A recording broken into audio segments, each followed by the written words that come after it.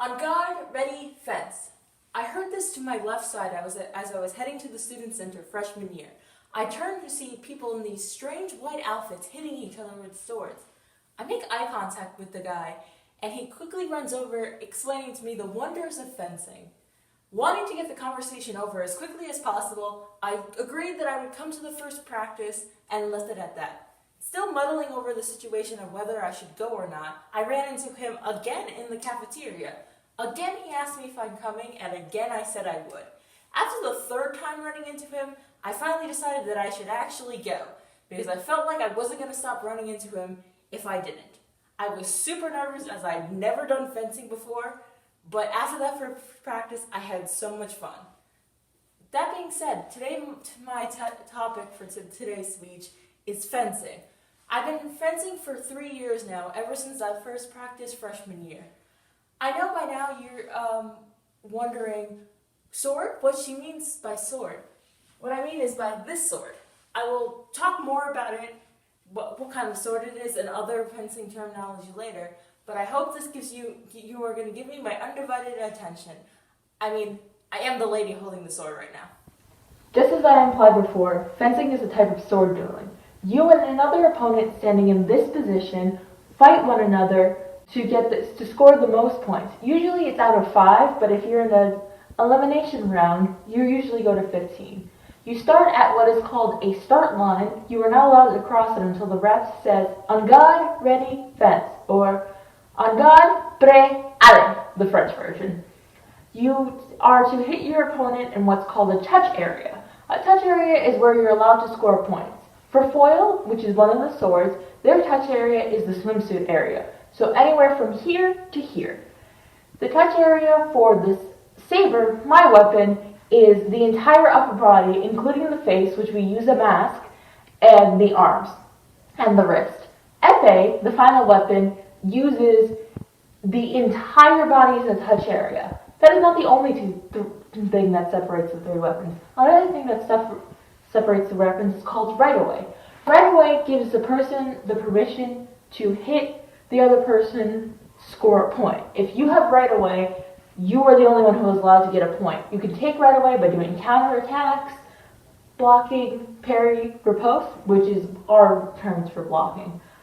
Foil and saber both have right-of-way, epee does not. Epee, what they do is they go to 3 minutes, and if nobody has gotten 5 points, they're going to an elimination round where one person flips a coin, and the person who gets the coin flipped, if they get 1 touch, they win. Sometimes they just use the score that they've run out of.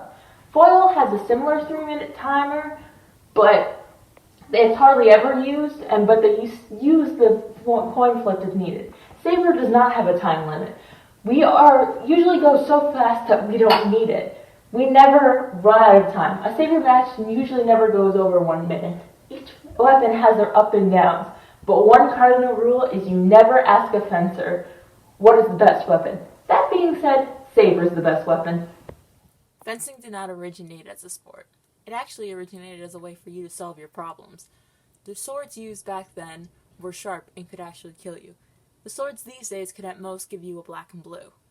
According to the Apex Fencing Academy, they say that the only people who knew how to fence back then were royals and upper class, because they were the only ones allowed to be taught them. According to the Olympic sports history, fencing becoming a sport originates around the time in the 14th century or the 15th century. There is no exact date. However, both Italy and Germany lay claim to having begun fencing, with many fencing leagues originating as early as 1487. However, it wasn't until the 17th or 18th century where fencing got a concrete set of rules, as well as a mask and an official foil sword. In fact, fun fact, the foil sword is based off of the original swords used in the old-timey duel. According to the Olympic sports history, in 1896, fencing was officially made a sport at the Games in Athens, although it was only for men and it was all 3 weapons. Women were allowed to start fencing in the 1920s, but that was only for foil. According to the Olympic sports history, the epee was allowed for women to use in 1996, and saber, the weapon I use, was allowed for women in the Olympics to use in 2004. Now there are fencing leagues all over the world. In fact, in America, there's a fencing league in every state. There are club fencing, which I am a part of, as well as varsity teams. Fencing is a very rich and interesting history. Let me show you some of the stuff I've been talking about for the last couple minutes. Okay, first up we have the foil. It is a very thin, and it has the tip is to press down so that you can score points. There are many different handles. This one is the most basic one, called the pistol grip. And as the name suggests, you hold it like a pistol so that you can go forward and poke at the enemies. Up next, we have the FA, which, like the foil, it also has a pointy tip for you to gain your points for, and it also has the pistol grip. The thing it has different is this big metal plate, which is used for defense mostly. Up next, we have my weapon, the saber. Unlike the foil and the FA, it's used for slashing. You hit your opponents in a slashing motion, and the handle is unlike the other ones, it's more rubbery. And you grip it like this, when the other ones are usually gripped like this, aka the pistol grip. Now for putting on the equipment, the first thing we put on is the chest protector. This is required for girls to wear to protect our breasts. It's a simple, you put it on, you click it in there. Next we have the plaster on, which is like a 3/4 of a t-shirt. It's used to protect your body from the electricity of the body cord that I will be showing you in a bit. And it also adds a little more protection for your shoulder and your chest. So you just take this one up real quick. This is also used with the jacket if the seam comes through so that you can protect yourself and not be physically injured.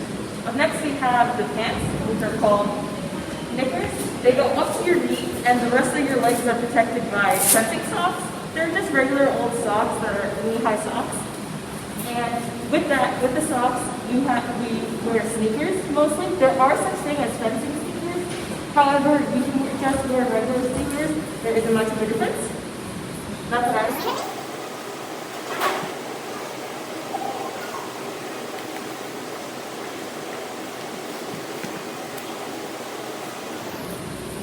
Next we have the jacket, which is the biggest line of defense, as it provides a lot of cushion, and we wear it to, and it impacts all blows. Now I'm not going to zip it up because I'm going to put on the body cord next. We need to put that on that cord. We put it on, which attaches us to what's called a box, which is what keep tracks of the point, and this is what attaches to my sword. The sabers and the foils have a very similar body cord with these two prongs. Well, the FA body cord has 3. You simply slip it on under your arm or where your fencing arm is. I'm left-handed, so it goes on the left side. But for right-handed people, it goes on the right side. You zip it up. You simply zip up the jacket. Some of them are zipped frontwards, others are zipped backwards. As you can see, I have a front zip. Next, we have the lame. This is what people hit to score points. As you know, as I talked about earlier, there's different target areas that each of the weapons has. So this one is a saber lame, and it covers the upper body, aka the saber target area. Again, like the jacket, it's a front zip.